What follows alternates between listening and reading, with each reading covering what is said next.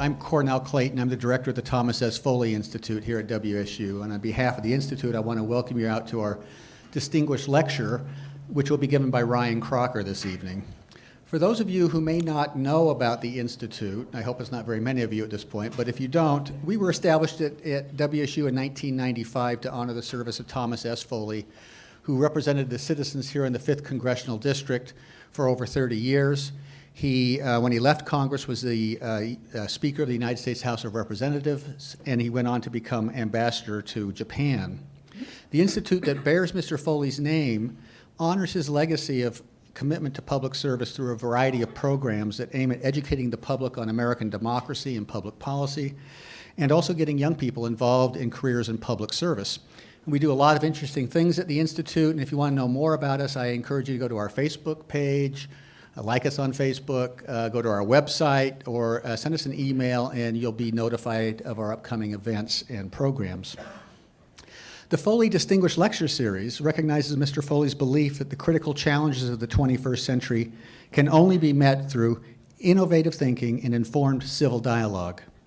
Some of our previous distinguished lecturers have included luminaries like presidential candidate and DNC Chair Howard Dean, New York Times reporter and journalist Nicholas Kristof, U.S. Attorney General John Ashcroft, NAACP President Kwesi Nkrumah, scholars such as Mo Fiorina from Stanford and Theda Skocpol and Stephen Levitsky from Harvard, as well as accomplished writers and social commentators like Christopher Hitchens, Kurt Anderson, and Chris Hedges.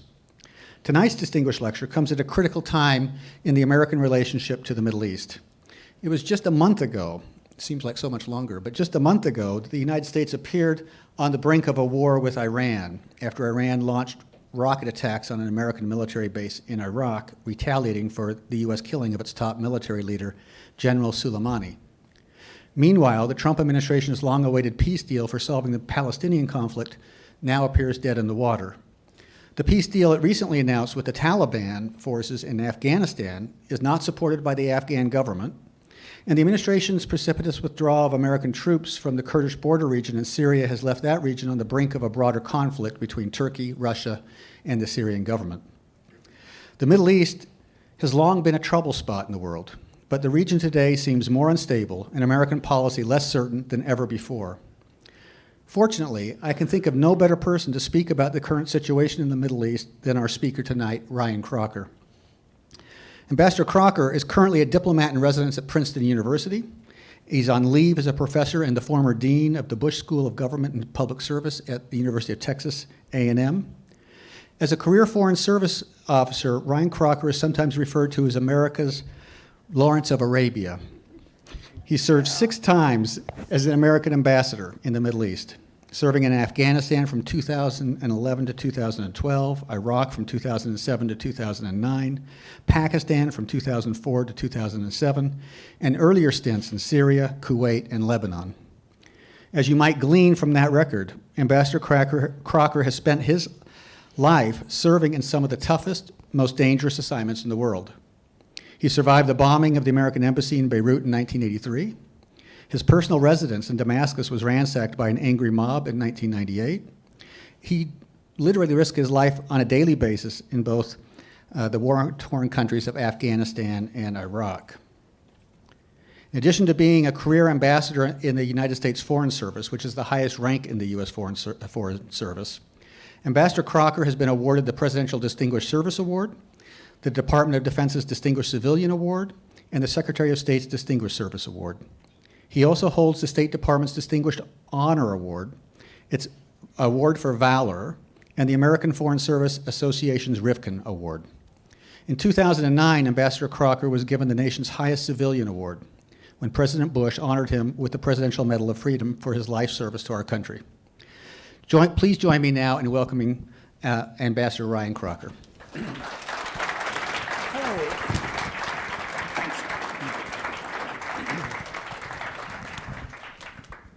Thank you, Cornell, and good afternoon to all of you. Are you able to hear me? Yes. No, now, you may wish it otherwise in a few minutes. Well, it's an honor and a privilege to be invited to deliver a lecture in the name of Tom Foley, one of the great statesmen of this country, and one who will be remembered in our history. He stood not only for the right thing in policy, he stood for the right thing in personal and professional conduct, for whom bipartisanship, wherever possible, was a constant aim, and where, when bipartisanship was not possible, that disagreements were voiced and argued with a layer of civility over it. That obviously is not where we are now, and that is not just a matter, in my view, of personalities or opinions. It's structural. And ultimately, I think we, as the American people, are accountable for that. During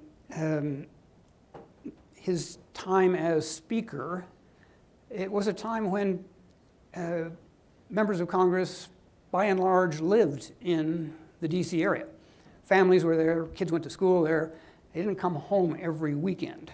And particularly in the House, the nonstop campaigning that seems to be necessary to keep your seat has members of Congress sleeping on their couch in the office.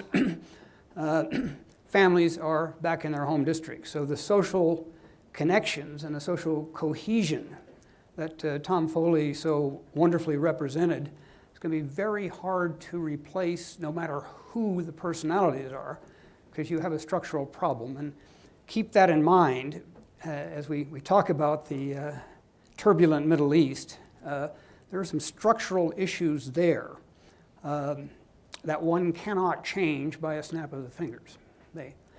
They were a long time in the making and will be a very long time in the unmaking.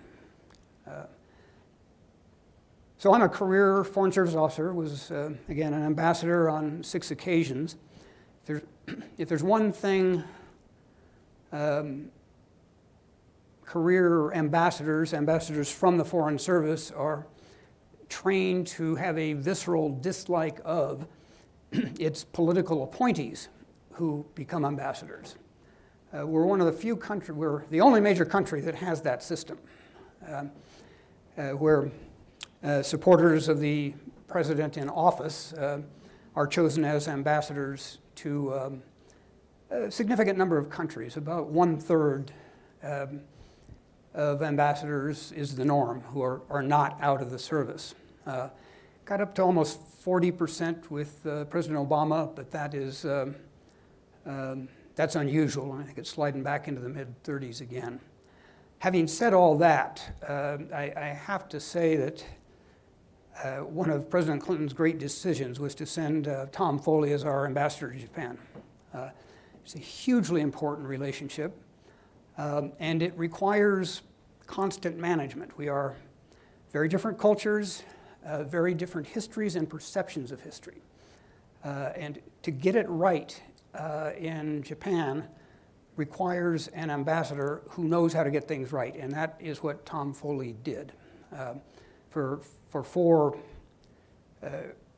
difficult years in some respects for the relationship. So I never thought I would do it. I wasn't sure if I would ever even hear a career officer doing it, but I'm here to tell you no one out of the career service could have done it any better than Tom Foley did in Japan.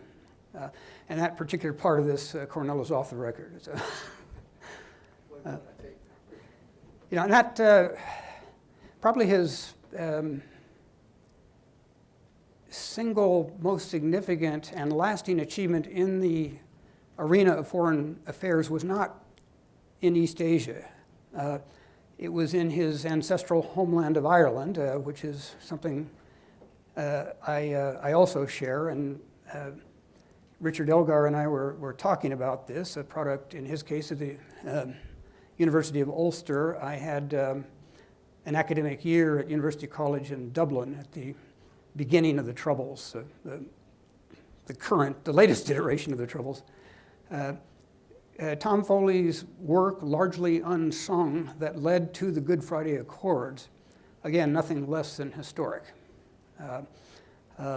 That achievement, I think, was in jeopardy over the whole question of Brexit. I think that is less likely now to lead to a renewal of violence. And again, you know, when the fights are over, we tend to forget about them. But that was a pretty horrendous little war during that time, and it was Tom Foley who stepped into that and did so much to get a solution today. And about all I can say further on the subject of Tom Foley is we need him back. Again, you look at his statesmanship internally and externally. He is a treasured asset that we lost. Some of you may be old enough to remember when Patsy Clark's was the restaurant up in Spokane. It was the first time Spokane really had a first-rate restaurant. They had a check framed on the wall, and the check was signed by President George H.W. Bush. And it paid for a dinner that he had had with Tom Foley when he was vice president. And again, that bipartisanship. And so I was dean of his school in Texas. That would be the George H.W. Bush School of Government and Public Service, as opposed to the George W. Bush School of Public Service. And believe me, there's a difference.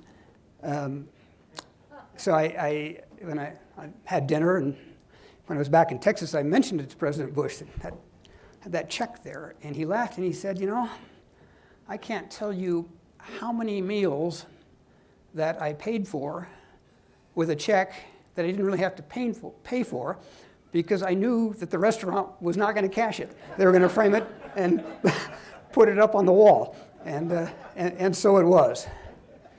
Okay, well, that's the last humorous thing you're going to hear from me. It's all downhill. So Middle East meltdown. As you heard, it is a time of extraordinary turbulence in that arena. It has always been a turbulent place, but you know, coups and revolutions, changes of government, violently or otherwise, hardly new. But we're seeing something that goes beyond that. We are seeing the failure of states. Libya is a completely failed state. Yemen is a completely failed state. Syria has been, still is, will be, hard to predict right now. Iraq teeters, of course, Afghanistan teeters. And this is relatively new. We have not encountered this kind of thing before, and it's frightening. Because when states fail, non-state actors will move in and take up the space. And we saw this, of course, with Islamic State, its ascendancy and then its descendancy. So I think one of the points I want to make here is to do with why that is. And it would take me back to structural issues versus, say, political issues. So if you look at the roughly 100 years of the modern Middle East, going back to the Versailles Treaty that ended World War I in 1919, you can trace what I would call a succession of isms. The boundaries of the Middle East states, and this map only shows part of that region, were drawn not by Middle Easterners, by and large. They were drawn by Europeans, mainly the British and the French, who during the First World War were drawing literally the post-World War I order. They, as artificial as those lines are in some respects, tens of thousands of people on both sides of them have died to protect those artificial boundaries. They are literally part of the landscape. What went on within them? All of these territories were under the, at least the nominal sovereignty of the Ottoman Empire, which of course came undone in the First World War and the emergence of modern Turkey. One of the questions at Versailles, now what? What is going to happen in this vast region that had been until 1918 overseen by the Ottomans? Well, the British and the French had already figured that out. They figured it out in 1916 with a then secret agreement between Mr. Sykes of Great Britain and Monsieur Picot of France, the SykesPicot Agreement, catchy title. And what it did was literally carve up the areas on that map. Some would be French mandates, some would be British mandates, and even the Italians came in for something in Libya. And that is where we've all heard about the Promised Land. Well, that's what made in part the then Palestinian area not just the Promised Land, but the twice Promised Land, and indeed the 3 times Promised Land. Promised to the British by the French in the Sykes-Picot Agreement, it would be a British mandate. Sort of promised to the Jews in the 1917 Balfour Declaration, Lord Balfour of Britain, and promised to the Arabs through the Hussein McMahon correspondence throughout World War I, as the Brits labored long and hard to be sure that the Arabs came down on their side in the great Middle Eastern struggles of the First World War. The United States, a significant contributor to the Allied victory in the latter year and a half of the war. Wilson was present at Versailles, but absent in any of the meaningful negotiations. The Brits and the French did not want him there. This is their world. They're in charge of it. Americans go home. Wilson did try something that was of stunning novelty at the time.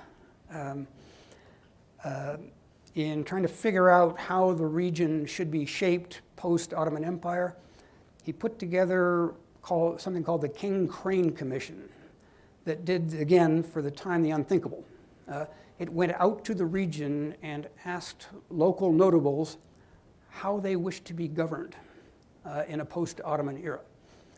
Well, not surprisingly, the runaway first choice was to govern themselves. Being at least moderately realistic, they knew that was not likely. Second choice was a unitary mandate under the United States. A distant third was Britain, and the French did not move the meter, except in Lebanon, which then as now is kind of sui generis. Wilson's push had been for such a mandate for the United States with an expiration date, 10 years, and one single imperative for the mandatory power, which was to prepare the peoples of this region to rule themselves. That is not where the imperial powers, Britain and France, were, to say the least. So as we kind of look to the course of those 100 years, off to a not very good start. The imperial powers were not interested in developing the institutions, the body of laws that would be accepted by the population, all the trappings that are necessary or were necessary in his view for a stable democracy. He understood then, as we have often failed to understand now, elections do not in fact make democracies. And in fact, they can almost literally kill a very fragile, developing democracy. We have seen this many times. 2005 in Iraq, we all thought it was terrific, huge turnout, everybody's happy, purple index fingers to show they voted. Well, what they did was to vote straight down sectarian lines, and in so doing, set the stage for the horrific Iraqi civil war that started the following year, 2006. And I arrived in early 2007 to witness a long and very bitter part of that. You need the institutions, you need the body of respected law, then you figure out your elections. The mandatory powers had no interest in seeing those developments take place. They were interested in empire on the cheap, make as much as you can, spend as little as you can. And so they did. They established, in the cases of, say, Iraq, Transjordan, in Egypt, in Libya, monarchies, kind of just manufactured some monarchies to give the semblance, again, of an independent voice, an independent state, while the decisions were really controlled in Europe. So that takes me to a central point of, as we look again at state failure today, what failed? I would suggest it can be summed up in one word, which is governance or the lack thereof. The mandatory powers were not interested in good governance, but neither were the regimes that they established. It was pretty much about getting while the getting was good. We saw the mandatory powers bow out during and after the Second World War. That ism of imperialism, colonialism failed. But so did the monarchism that they had engendered in those places like, again, Egypt, Iraq, and later Libya. They came crashing down in large part because they were seen as the extension of colonial rule without any real legitimacy. They were replaced by Arab nationalists. That would be Gamal Abdel Nasser as the chief poster boy there. Military authoritarians like Abdul Karim Qasim in Iraq, again, somewhat later, Gaddafi in Libya. Undemocratic and also disinterested in the institutions of a viable state. In part, I think, out of, again, how's that going to make money for me? But also, boy, viable and publicly supported institutions, that could be positively dangerous. It's the boss here who's important, not institutions which could challenge the boss. What that meant, of course, in large part, was that the Arab nationalists, the autocrats, the military authoritarians didn't do any better in the governance department than their predecessors, both indigenous and foreign. And most of them were overturned at some point, by a new echelon, a new group with a new slogan, so that we saw over the years, we saw, again, Arab nationalism, we saw Arab socialism, that's Baathism in Syria and Iraq.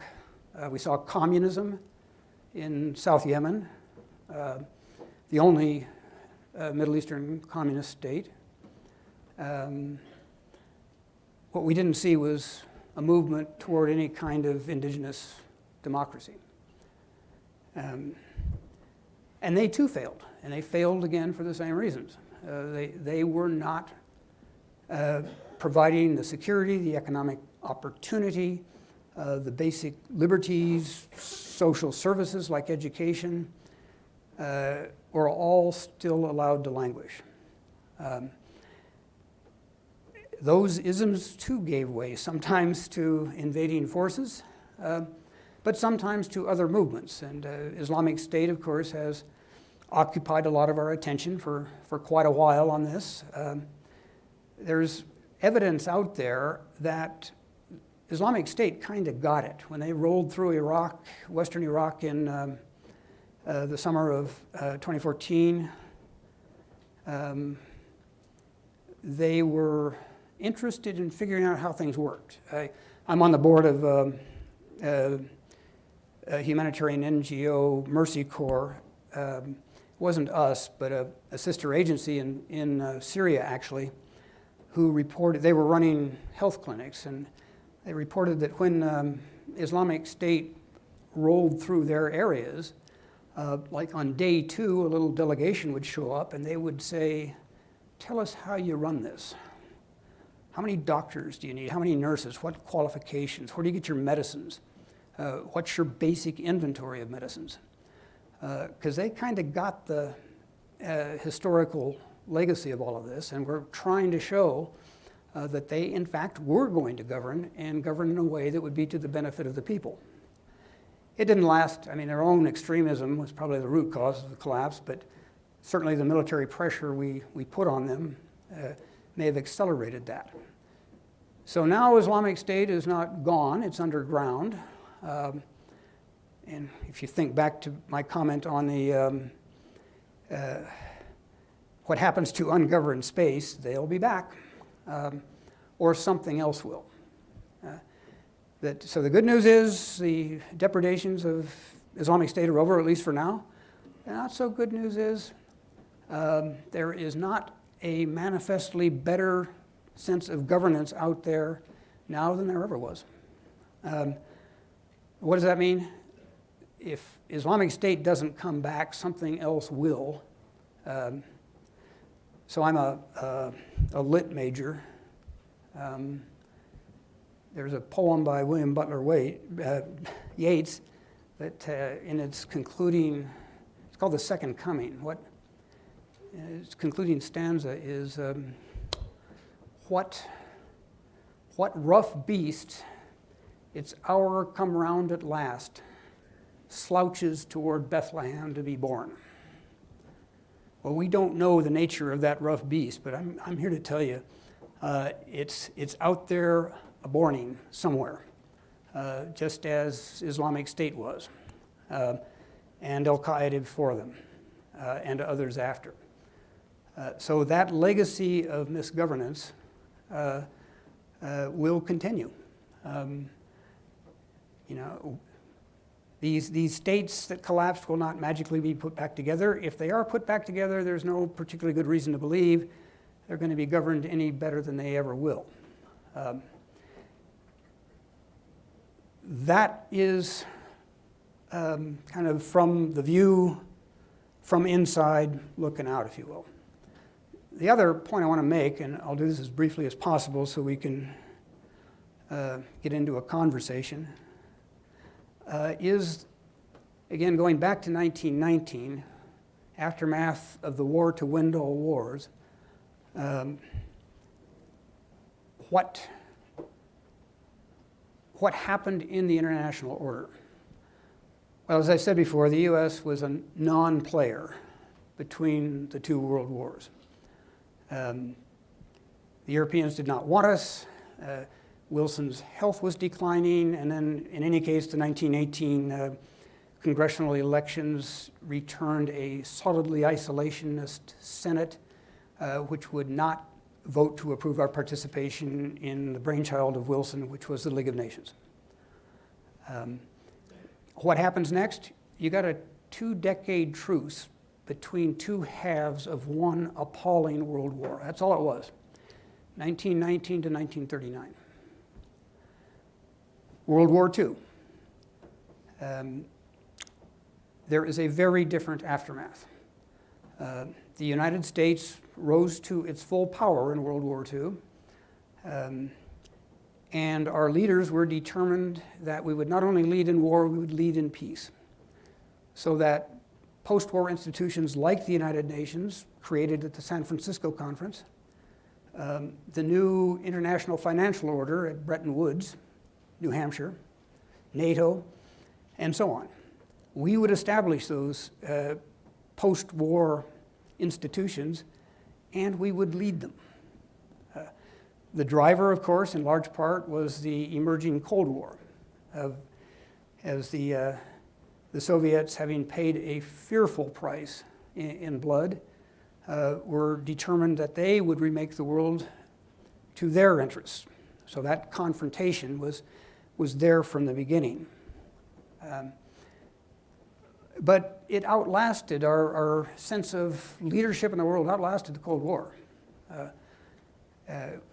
When President George H.W. Bush had presided over the liberation of Kuwait by Iraqi occupiers in 1991, he and his advisors spoke of a new world order. Again, that would be US-led. Didn't quite work out that way. In spite of our best wishes and the greatest fears of our adversaries, it was not a unipolar world run by the Americans. It was a multipolar or non-polar, however you want to style it, but we still felt the commitment to lead that changing international order. That lasted up until 2008 in the election of President Barack Obama. President Obama reimagined, I think, the role of the United States in the world. World War II had been over for a long time. We had spent a lot of capital. We'd made some good things happen. We made some bad things happen. Maybe it was time for a rethink and a reset. And you saw that most acutely, I think, in the refugee issue. After World War II, or after VE Day in World War II, our ground forces got orders to be on the lookout for refugee movements throughout Europe. Figure out where they are, go police them up, get them somewhere safe and warm, feed them, and then we'll move them on. And there's a great American story out of that. A young Hungarian couple who were pretty sure they would not survive a Soviet occupation. They kind of walked out of Hungary, and they kept walking west until they were intercepted by a unit from the 3rd Armored Cavalry Regiment, one of our most storied units. Got into safety. They went to the States, where their first son was born. Smart kid, grew up knowing he wanted to go into the military, got an appointment to West Point, commissioned, and some years later commanded the 3rd Armored Cavalry Regiment. Folks, that only happens in America. But the point being, we led on refugees as we led on everything else. Fast forward, 2015, 2016, what has been popularly described as the worst refugee crisis since World War II. And those of us old enough, remember the images of desperate refugees trying to cross the Mediterranean and often not making it. About 4,000 or so drowned in that effort in 2016. Where was the US?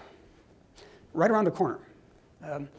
We have had a fleet in the Mediterranean since World War II, the 6th Fleet, that over 7+ decades knows every rock, shoal, tide, and shipping route. How many times can you recall that a 6th Fleet warship sailed to the rescue of the foundering refugee craft? It's a nice round number, 0. Why is that?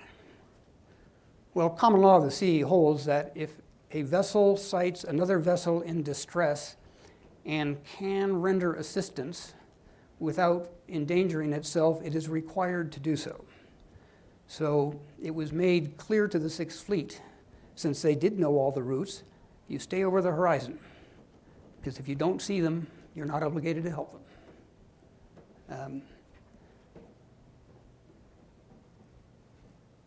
we fast forward yet again to the next administration, the Trump administration. So if President Obama began to chart a course for this country that was significantly different than the role played thus far by the US in the world, President Trump put it on steroids, withdrawing in very short order from the Iran nuclear agreement, the Paris Climate Accords, and the Trans-Pacific Partnership in Asia. What does that all mean?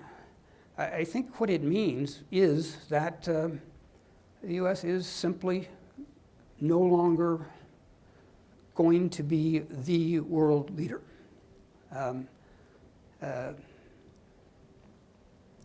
Some of these decisions, frankly, are hard to understand. The Trans-Pacific Partnership was constructed to keep China out, to have a major counterweight to China, which you would think would be a pretty good deal for the US.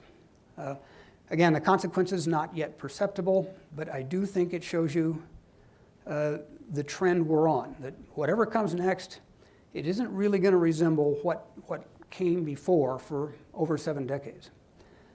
Does it really matter? So if you're not going to have an American-led order, what are you going to have? It's not that the Chinese are going to replace us, certainly not that the Russians are going to replace us. What you're going to have is, I think, a reversion to a balance of power world. That's how it worked, certainly up through the First World War, arguably through the Second World War. The problem would be 2 world wars. The balance of power system works until it isn't balanced anymore, and then you get a 1914 and the war that nobody wanted, but everybody got, because the balances simply weren't working. Today, talking to some students earlier, I got a question on what's happening in northwest Syria, province of Idlib. Well, in a fairly compressed piece of space, you have 3 national forces contending for control. Turkey, Russia, and Syria. Turks had a bad day a couple of weeks ago. They had 77 troopers killed. That's starting to look like war and feel like war. Erdogan and Putin kind of worked that out. Erdogan arranged to blame the Syrians and not the Russians. There's a history there. And it's quiet for the moment. But I worry that we have now got a structural adjustment, if you will, that could eventually unbalance the region and beyond. So I've kept this to kind of general principles here. We're going to talk about whatever you want to talk about in terms of specific issues, US-Iran, killing of General Soleimani, Afghanistan, and the Taliban, where, again, I think the US is heading for the exits, with consequences to be imagined, all of that stuff. But I wanted to set you a broad framework, because I think we're beyond the point where presidential politics are going to create dramatic differences, no matter who wins in 2020. So that's, again, the setting of the stage. And again, we can take the conversation here wherever you want it to go. And if you don't ask questions, I will then use the remainder of the time to talk about the history of agriculture in Mesopotamia. And you'll have a written quiz at the end. So thank you.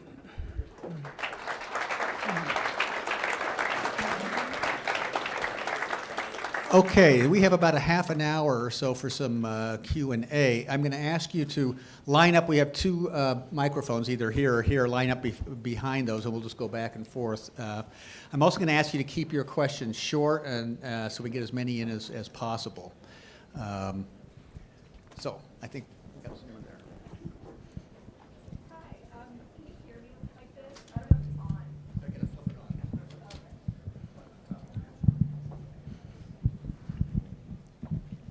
Hi, this isn't policy specific, so I figured I'd ask it first.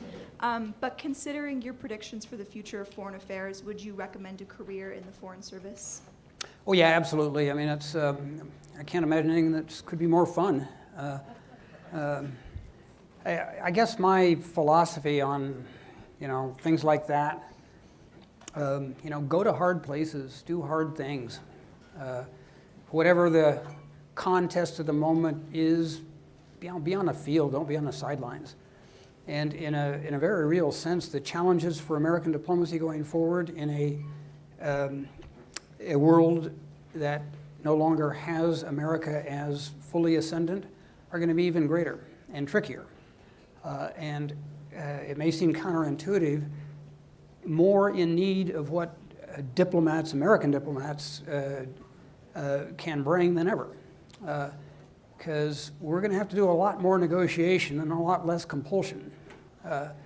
And so I think this is a very exciting time to be thinking about the Foreign Service. I would urge any undergrads in the room, take the test, the written test. I think it's offered here at WSU, is it not? The written? Well, you can go to state.gov and follow the links to Foreign Service exam and find out. Take it in your senior year. And then keep taking it, because it's the only major examination for which there is no penalty for failure. And I'm telling one of your colleagues earlier that it actually counts for you, because if the oral examiners, when you get to that point, see you've taken it 5 times, they know you're serious about the business. You're not just going to come in for a 2-year lark, spend the taxpayers' money, and then head on to Wall Street or wherever. So yeah, I mean, this is a time for the best and the brightest to step into the fight if you're at all interested in the international arena, and if you're not at all interested in the international arena, you're nuts. So, Thanks, Ambassador. Thank you. Sometime after he resigned from office, President Nixon wrote a book on foreign policy.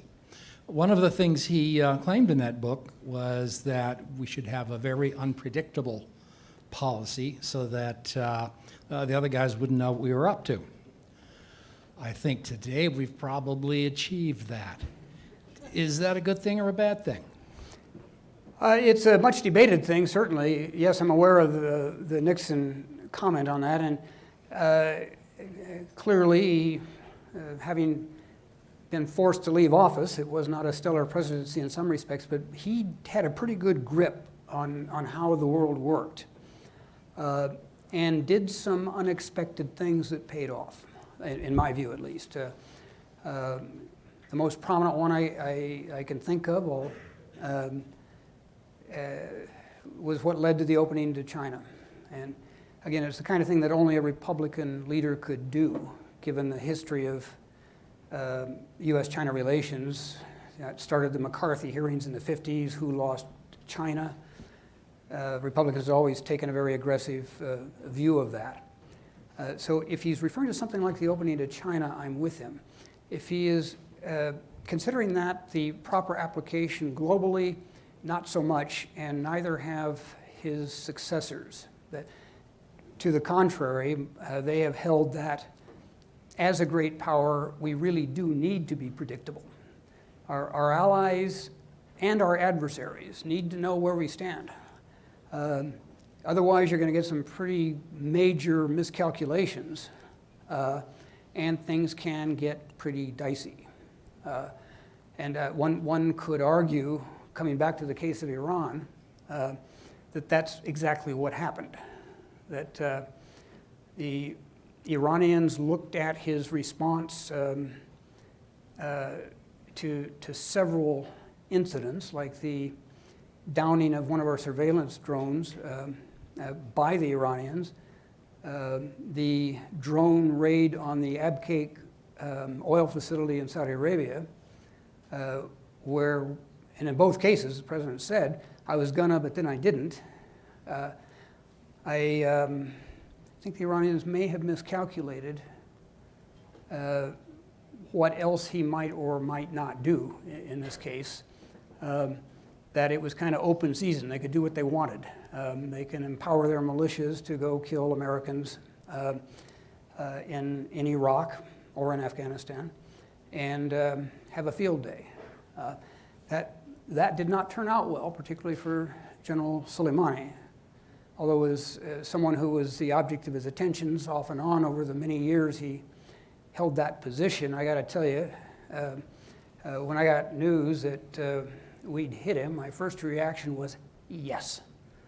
But then when you think about it, what's the context here? The Iranians didn't see that coming. They flailed a bit and then responded with ballistic missile attacks on a base where we were stationed without killing anyone. And we thought that was a good thing. These are the same ballistic missiles, by the way, that President Trump said were the key reason we were withdrawing from the nuclear deal. It doesn't address our ballistic missiles.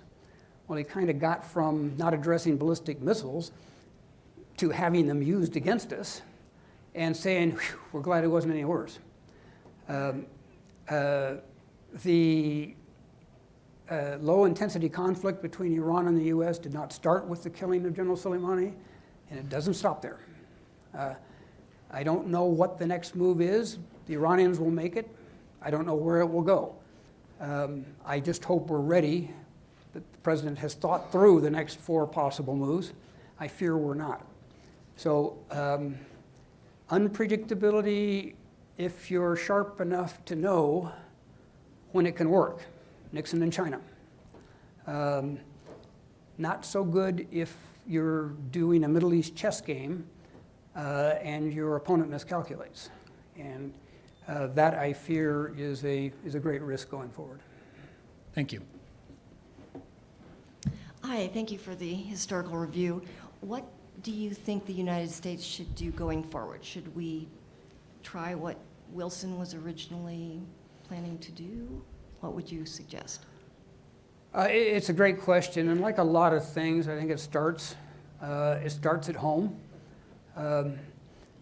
For a leader who believes in this country's ability to bring more good than ill to the world, to make that case publicly. The American people are pretty smart and pretty well educated and pretty open. Make the case.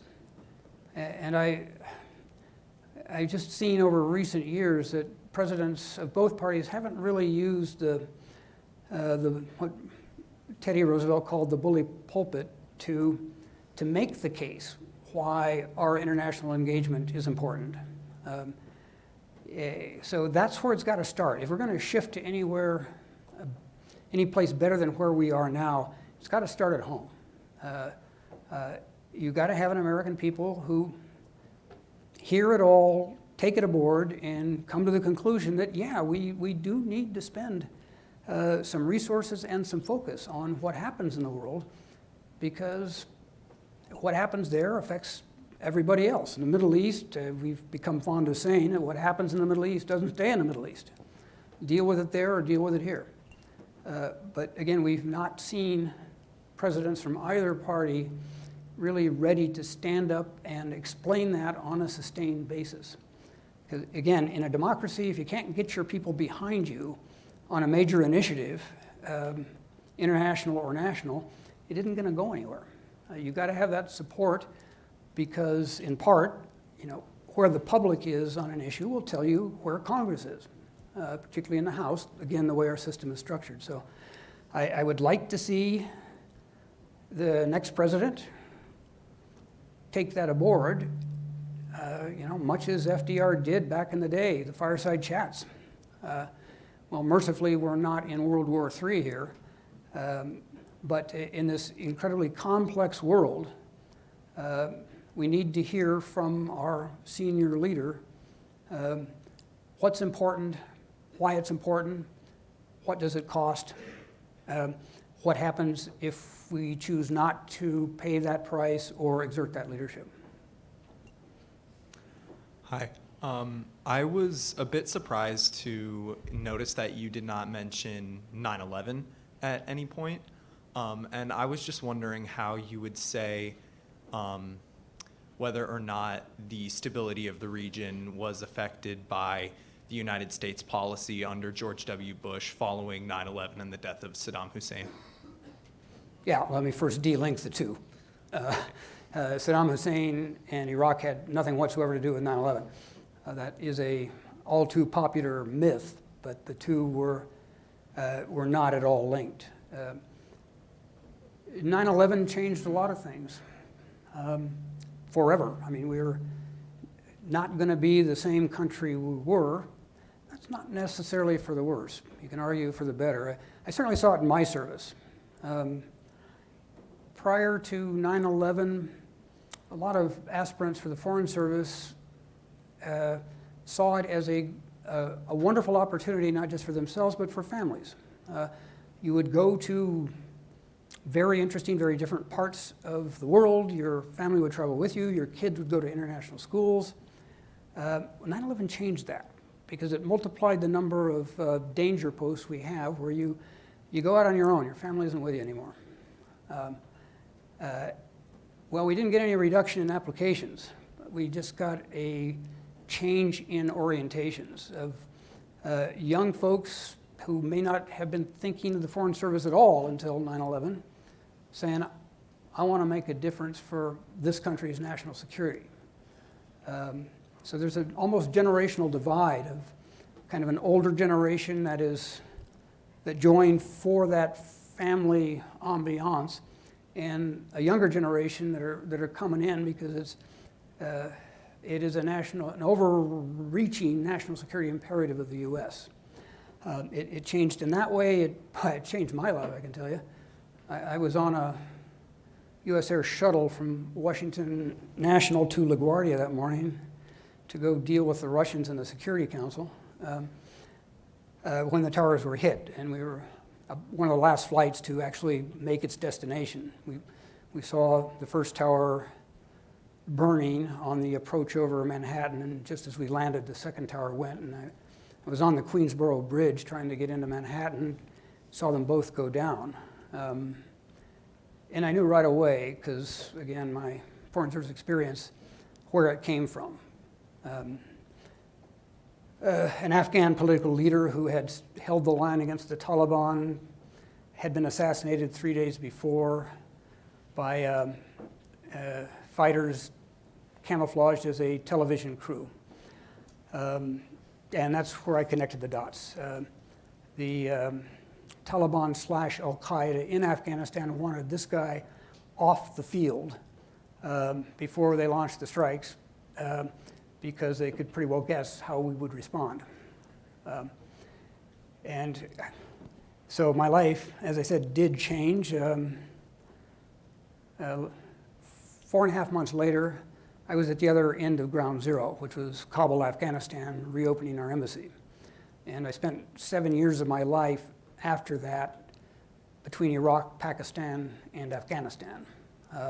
And I do get the point about people being tired of constant conflict. I definitely get that point. I got real tired too during those 7 years. But again, when you're talking about the security of your country in a very real way, that's what you got to step into. And what was the other part of that? Following the death of Saddam Hussein. Yeah, so wars of necessity, wars of choice. What you are, I think, are referring to would be the 2002 National Security Strategy that kind of broadened the scope a bit to say there can be such a thing as preemptive war. And that was all part of the debate that led up to our intervention in Iraq and the subsequent execution of Saddam Hussein at the end of 2006. Well, Israel has been, we didn't create that doctrine. It was created in Israel. Israel, obviously, a very different country facing very different challenges than we do. Kind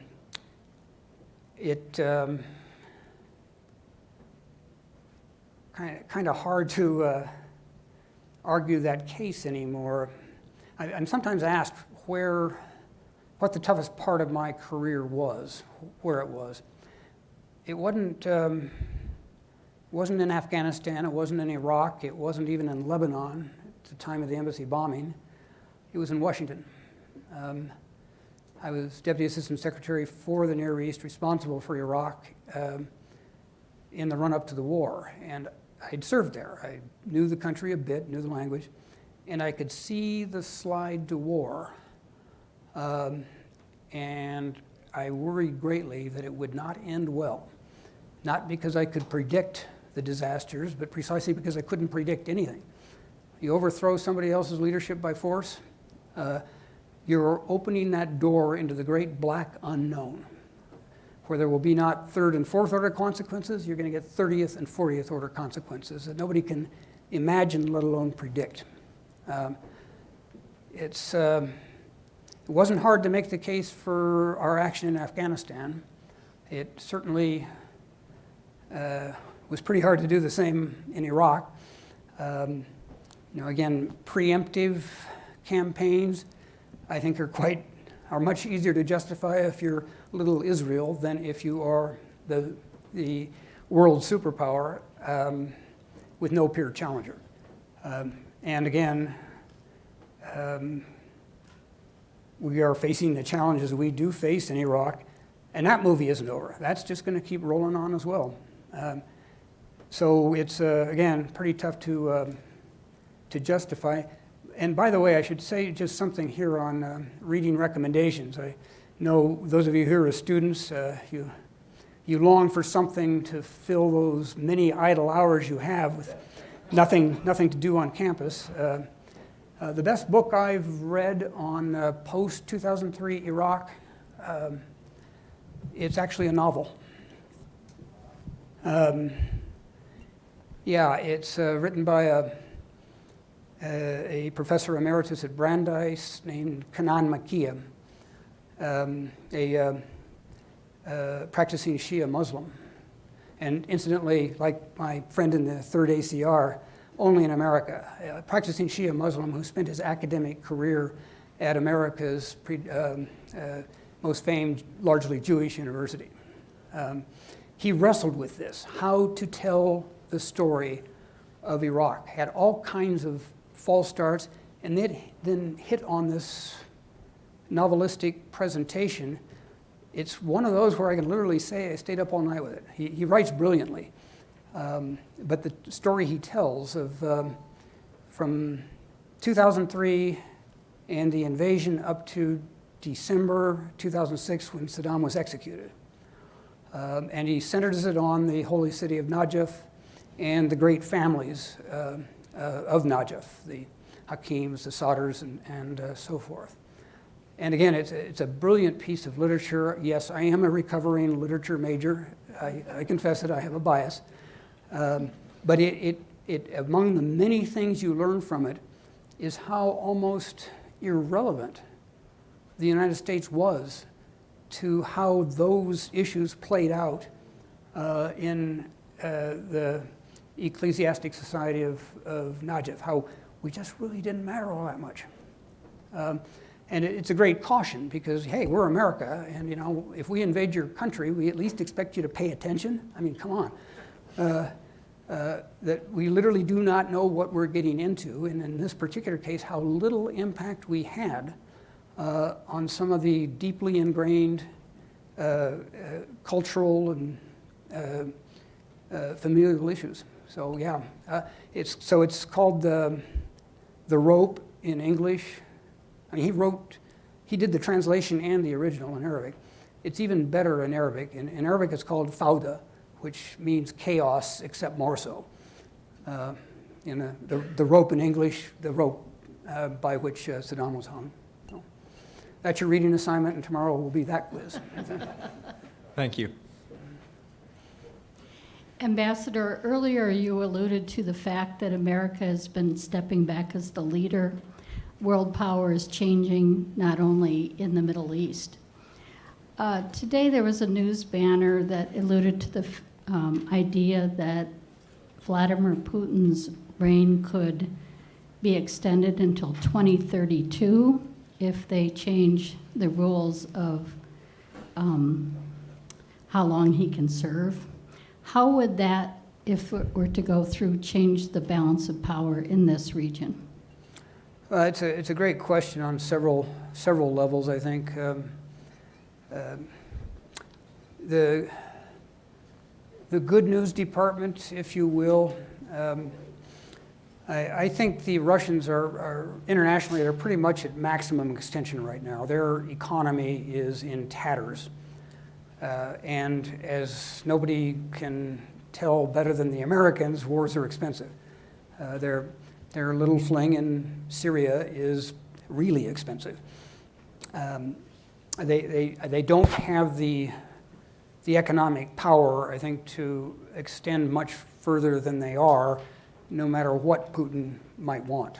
I mentioned to some students earlier when Putin talked about sending troops to support the embattled leader of Venezuela against a US-backed challenger. My reaction, hey, you're more than welcome. Send a division, send 2 divisions. Figure out how you're going to pay for it later. Happily advance you some funds at friendly 40% compounded semi-weekly. They're not going to send anybody to Venezuela. I don't think they can send anybody to Iraq. So that's the good news. The other bit of news here is it's a great lesson in how political cultures do not change even if you have revolution at the top. Russia is always Russia in the minds of the Russians. So it may not be the Soviet Union, round 2 with Vladimir Putin, but he is certainly thinking of the czars. That however you got it, you had absolute power and you retained that power. So I would expect this to go through. And again, it is simply a restoration of what Russia has always been.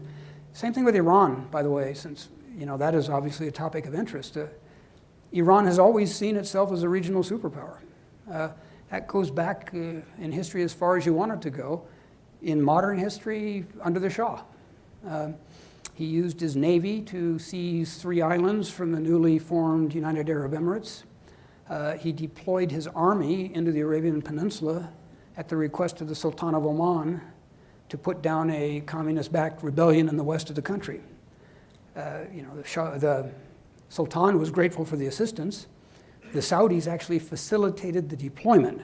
This notion that Saudi and Iran, one Sunni, one Shia, have always been at each other's throats and always will be, not exactly. It has more to do with power than it does with religion. What happened after the revolution? The same pattern. The Islamic Republic did not use its conventional forces. It used unconventional assets. The creation of proxies. It was one of those early proxies that blew up the embassy and blew up the Marine barracks. But it was the same national security focus. Iran will project power beyond its borders, and it will succeed in the use of that power. So region and beyond, take note. So again, you may think you have got systemic change, maybe not. And that's again why I think the reading of history is so very, very important. One more. I'm the lucky one, thank you. What role should the UN play in this, looking at this map? We have Libya, Syria, Yemen, Iraq. Should the UN be playing any more of a role? And if so, what kind of role? Well, that's a great concluding question. It really is. So again, we were the catalyst for the establishment of the United Nations. And in the early years after World War II, we used it extensively. For both Truman and Eisenhower, the default position was take it to the UN. It was a major element in U.S. national security and foreign policy. And of course, the Russians hated it. Nikita Khrushchev banging the desk with his shoe is a memorable moment. Subsequently, we've obviously shifted away. And again, not all of our own doing or responsibility.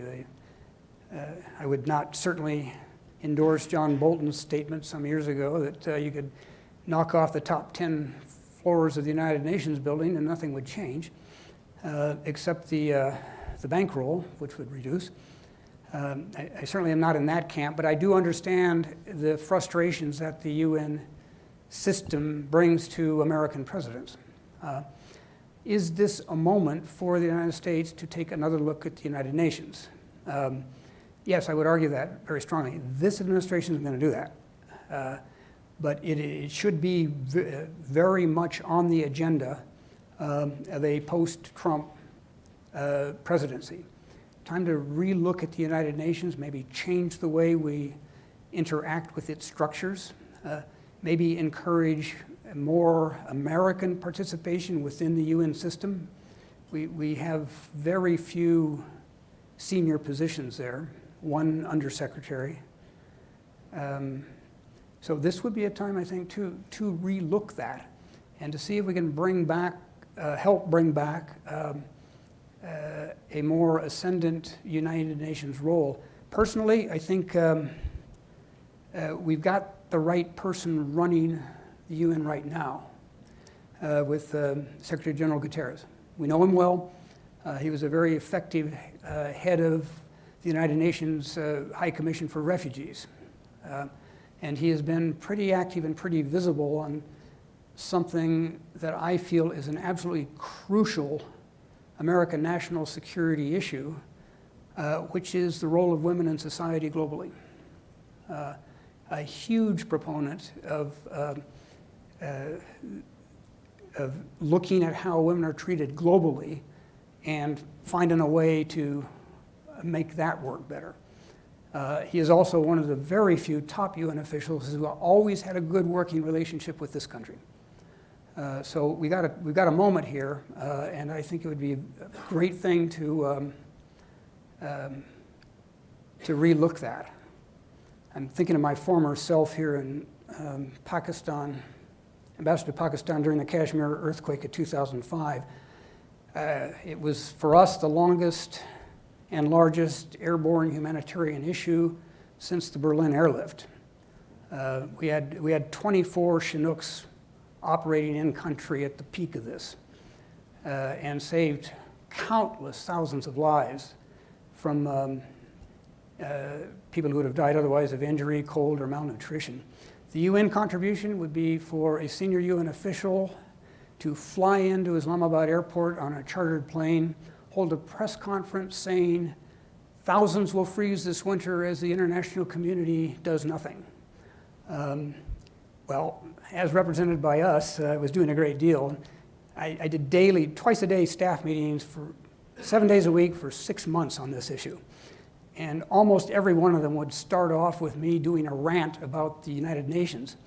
And when it finally got wrapped up, they presented me with this T-shirt that said, 10 reasons you need the United Nations. One of them is, we take bribes so you don't have to. When disaster strikes, we will be nearby doing nothing.